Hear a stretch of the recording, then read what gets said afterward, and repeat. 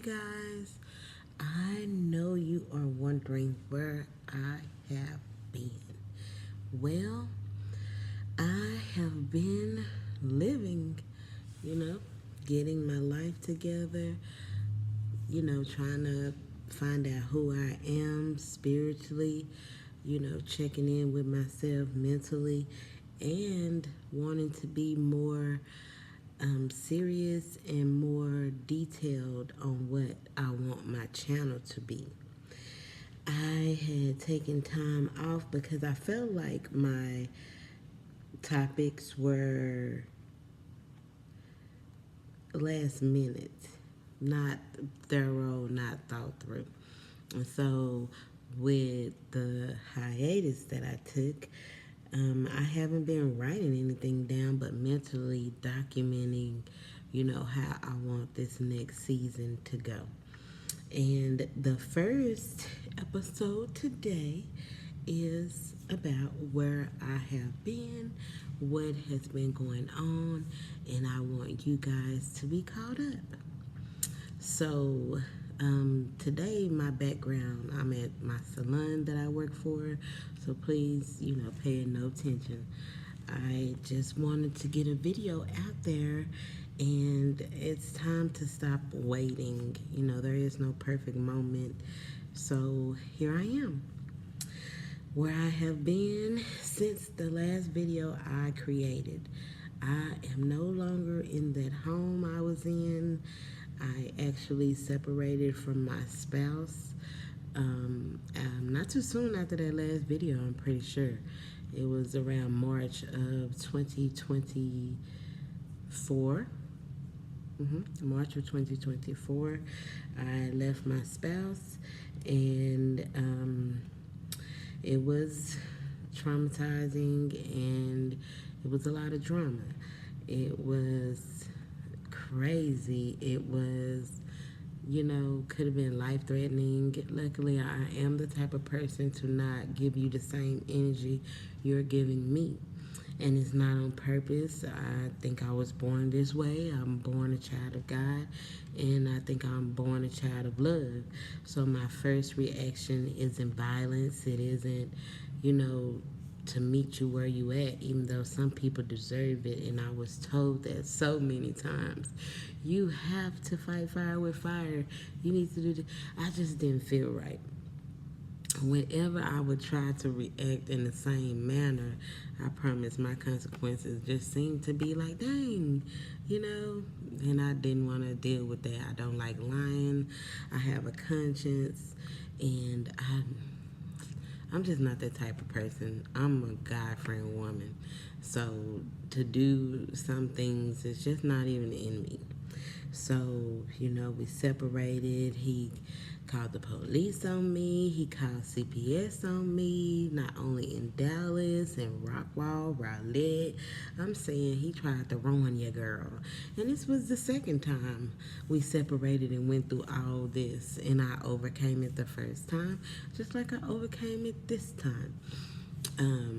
My car ended up with sugar in the tank, and he still lies to this day and says he wasn't involved or he sent somebody. However, he want to twist it up that he didn't do it. So he says, but guess what? I ended up in a brand new car. I have my own apartment now. And to me, he ended up needing me. He ended up, making choices that made him need at that time. I don't think he's the type to, go without. I said he was going through a midlife crisis. I don't know what else to put. It was crazy. It was absolutely crazy. Okay, for somebody to try and inflict so much hurt, pain, anger onto you, and your reaction be selfless. You know, I really depended on God. I really got into more praying. And to be honest, the separation was crazy, you know, like because I think I went through withdrawal symptoms, not even saying that I was in love or anything like that. It was simply that when you are used to something for so long, if you're on crack, if you're on any type of drug and you try to get off of them, you go through withdrawals. And I had to shake myself to sleep sometimes. Oh my gosh, it was a lot. I stressed myself out so much that I had broke out. I was scared. I was taking AIDS tests. I was doing everything. Like, what is going on? And God favored me. He spared me, and you know, I went through the cycle. I went through the courses of being angry, of being sad, of being hurt, of not knowing what to do, and then simply getting up, making yourself look good, making yourself look pretty, and continuing on about your day. Whatever comes to you, do it as long as it is good.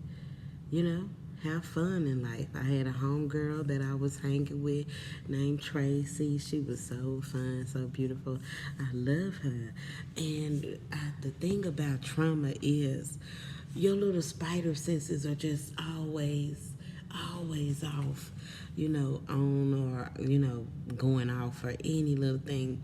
And me and Tracy, we were going out, we were having fun. I went to bars. I haven't been back since, but I love them bars. And they were nice and elegant, and you know, the guys we were meeting were sophisticated. They were people that played golf, doctors, dentists. You know, we were having fun. And it was short-lived because she asked me to move into my apartment that I had got. Because, okay, so we had just got back around each other again. We had met because I did her. And, you know, we started going out for drinks way back then, and we lost touch. And then I reached out, and she was telling me how she was going through the same thing I was doing. Well, honestly, what happened was the day that we talked, that I finally reached out to her, I was telling myself to do a 10-day fast. And I called her, and she was like, "Oh, how you and your husband doing? I just love y'all, this and that." And I was like, "Girl, I'm about to leave this dude." And we prayed together. We always talking about God, and I just loved her spirit. But at times it was just something that wasn't clicking to me, and I still don't know what it is. I knew that, her husband had been, I guess, well off. She drove like a Lexus or a Benz, one of them, I forgot. We went out in it. This was the first time I met her. Then we came back around and she didn't have it no more. She said they separated, went through a bad separation. And, we related on a lot of things. And so when she, was saying, "Oh, I love y'all, this and that," and I was telling her, "Girl, I'm about to leave this dude." And, I was telling her about the fast and this and that. And then the very next day is when my husband was angry. He worked every day. Was I working? I think at this time he had asked me to stop working again. I don't know. But anyways, he was fussing about what we were going to eat or coming up with money to get something to eat, something like that. And when he argues, baby, it's ridiculous, okay? It's ridiculous. And so this was hours upon hours upon hours of disrespect to the fullest extent. And he was on the phone with my daughter at this time, and doing talking noise and this and that, and I'm standing over her and he's yelling in the phone, this and that, and she's quiet for a good 30 seconds or whatever. So I grab the phone and I listen, and I hear in the background, or I hear him, and he's like, "Baby, this," or I don't remember no more. It was a long time ago now to me, last March. But he was saying something like, something baby. And I listened again to make sure that I heard baby, because I didn't want to assume this and that. All his kids was with me, okay? So I heard baby again. And I said, you over here doing all this, but you talking to somebody in the background like that? Oh, you on the phone listening to me, bitch, this and that. I mean, went straight off on me. I left out the door. And I'm going to tell y'all the truth, and I don't curl. I'm pretty sure he know by now, but I left and I went to a man's house. I sure did. And I didn't have a regret about it. I didn't have a regret about it whatsoever. I left. And I really wasn't thinking I was going to return. I was really going to get this dude, finally give him an opportunity to be with me. He knew, about my past. He knew, everything I wanted him to know. So, he had been waiting on me to be single for a long time or give him the opportunity. And so, I went over there. I spent the night with him. And when I was headed back I think I was going to take my kids to school, probably I don't know what was really going to happen. But I was headed back to the house for my family. And on the way there, of course, my husband was, he had called the police. I didn't never go back. Because he started playing with them police again. I ain't never go back. I went to my mom's house. He moved the girl in that night. Did you hear me? He moved a female in that home that night. Okay? My stuff was still there. Everything I owned was still there. And he moved a female in that house. And then worked with the girl, had my kids around her.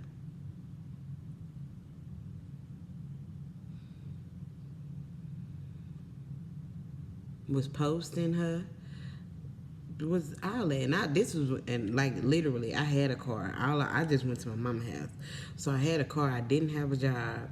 And I didn't have no plans at that time. And I didn't know I wasn't going to go back to the house. But when he started playing with them police from the last time when he played with them in Duncanville and I ended up with 3 cases, we weren't doing that no more. So I just didn't ever go back, but I didn't know he was actually cheating until he moved the female in the house. And they playing family, or she had a son that was in my grandchild's baby crib was there and stuff. He had the baby sleeping in he gave his sister some of my beauty salon stuff, the room that I used to record in. Gave her my white shelf that was in there. Gave her my low stool that I would do feet on. He was testing my spirit. And I was very angry. But the Bible says I will get it all back tenfold. So I was angry for a minute. And then I was riding through South Dallas and the love of my life pulled up next to me at a stoplight. Well, I pulled up next to him. Honestly, I was turning out of a bank and I saw him come down the street. And I already knew it was him because I know the car. I knew it was him. As soon as I saw him all the way down there, I was like, oh, that's him. I was like, oh my God, that's him. And so he went past me, and then, I pulled up next to him at the stoplight. And did I hit him up before that? I think I had hit him up. And he didn't reply because he's messy like that. And so when he saw me, he smiled or whatever. But I was mad and I drove off. And I didn't go look for him. And so later on that night, I was listening to something on TikTok or Ride Wave song came on. Let's see what song it was. Ride Wave came on.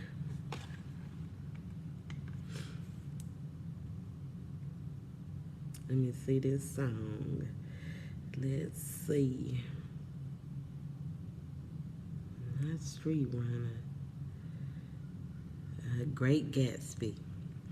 Great Gatsby. I heard a part of it on TikTok and I sent it to him. Come here, baby. Let me, whatever it said, come talk to me. I would play it, but I guess we can't play music on here. But yes, that song came on and I sent it to him. And he replied. And since that day, me and him, oh my gosh, the connection was crazy. Okay? Connection was crazy. That's my baby. This is where I get these tattoos from. He'll say Texas boy, mine say Texas girl. Okay? And I got these when I was 17. I'm about to be the big folk. Okay? But anyways, yeah, so he replied and we met up and we had started meeting up like every day. We had good times. We went to the club. I ain't ever been danced with, focused on like that. It was fun. It was beautiful.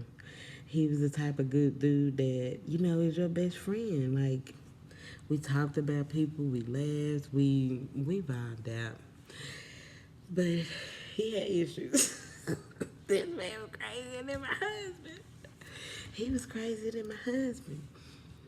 Because he had been through some things. And I get it. Man, it's crazy.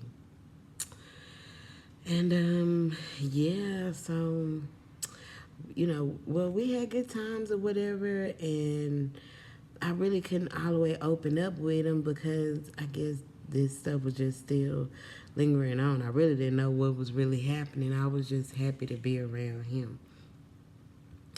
And one day we pulled back up to his house and he's like, yeah, you want a gun? And I'm like, yeah, give me one.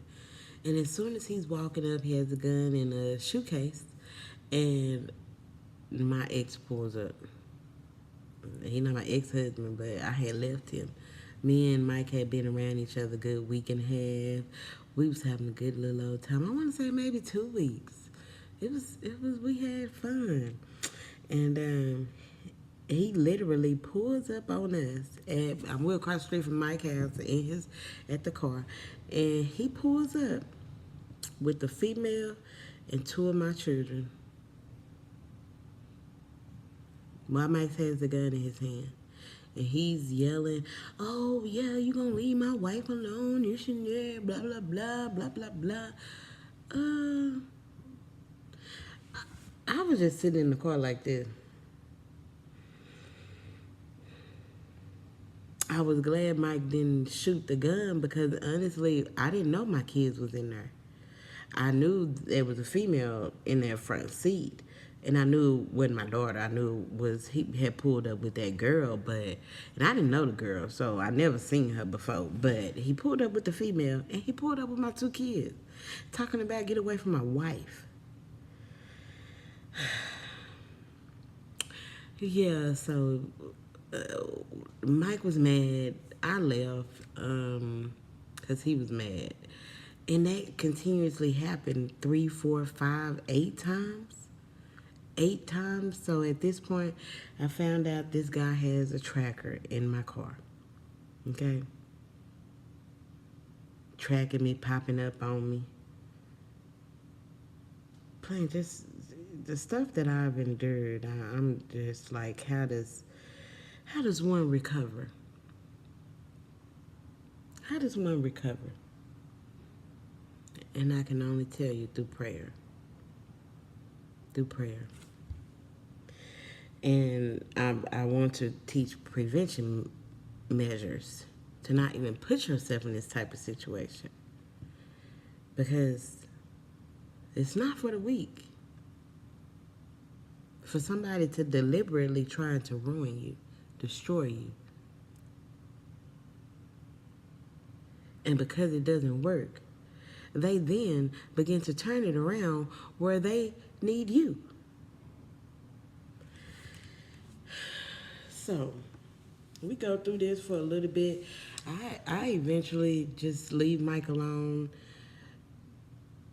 because so much stuff kept happening that, even like I said, Mike had his own issues. He had his own issues, baby, a lot.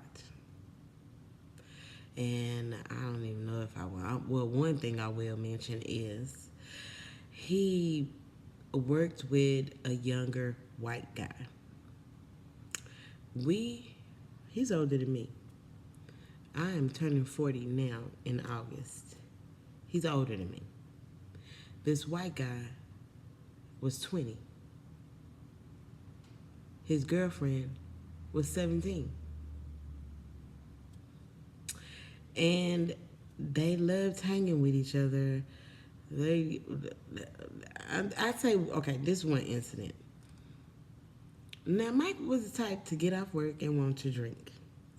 Got him a bottle of Hennessy every day.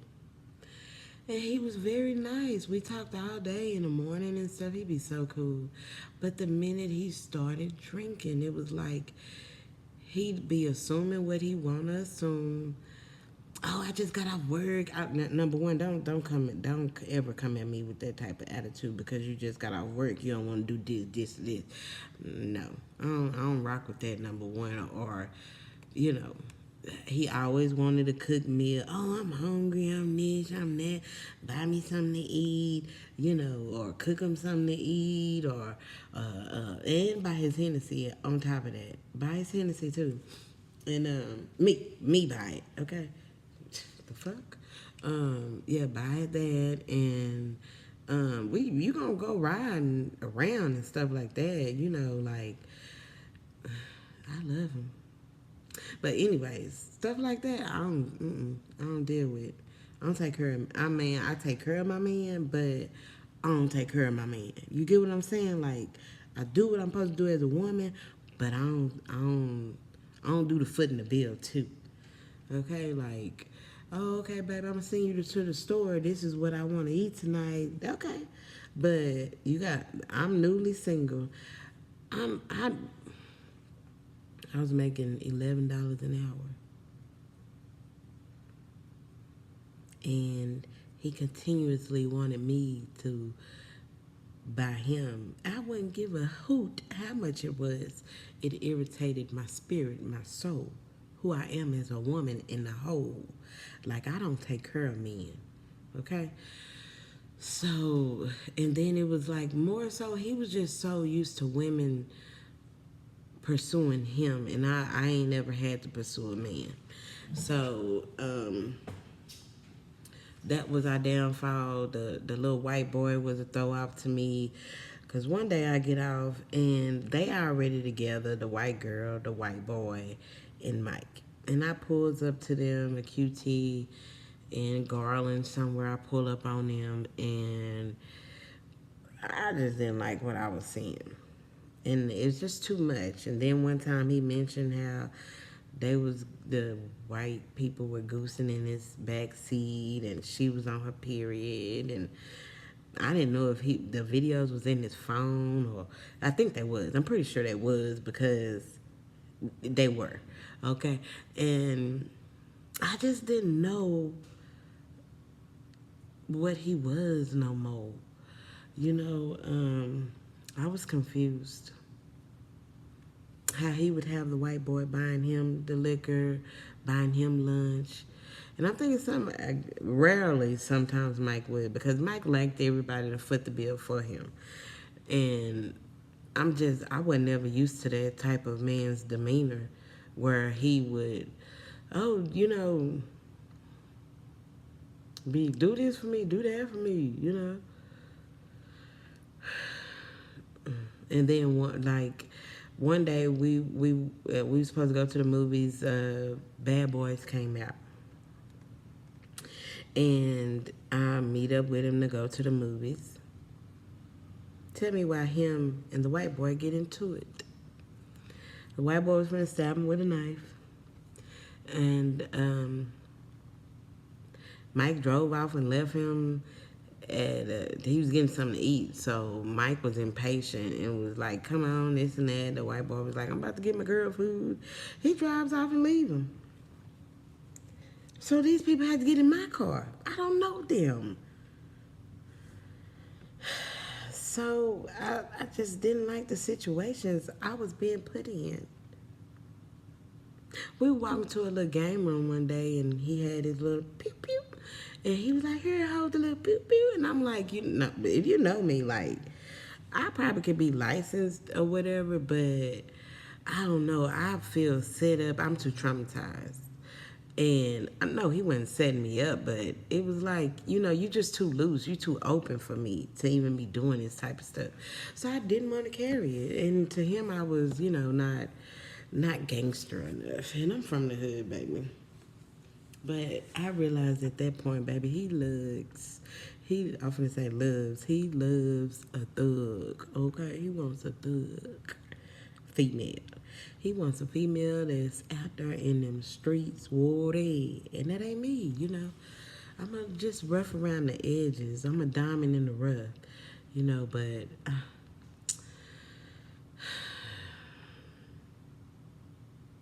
I eventually, on my birthday, he liked to go in the Taco Cabana getting their margaritas, and he liked his Hennessy, but he get that margarita to go with it, and he loved a 211 with some lime. That was his daily routine. Probably still his daily routine, you know. And so we meet up there. It's my birthday, and when I walk in, he's on the phone.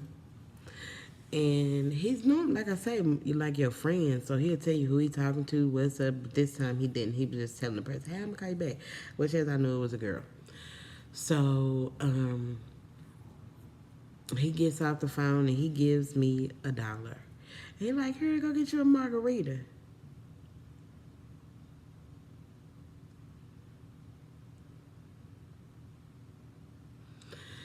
I went and got the margarita. I sat down and I think I drank some of it. And I said, "Yeah, I gotta go get my daughter from school."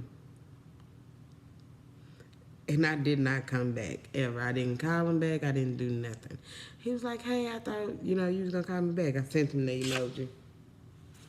And trust me, he don't care. He one of them dudes that on to the next. I mean, he was already talking to other people. So, anyways, and then when I went on his IG the other day, and I don't do no snooping, but I did go on his, and I see that on the 24th, in September of 2024, he was at the ball.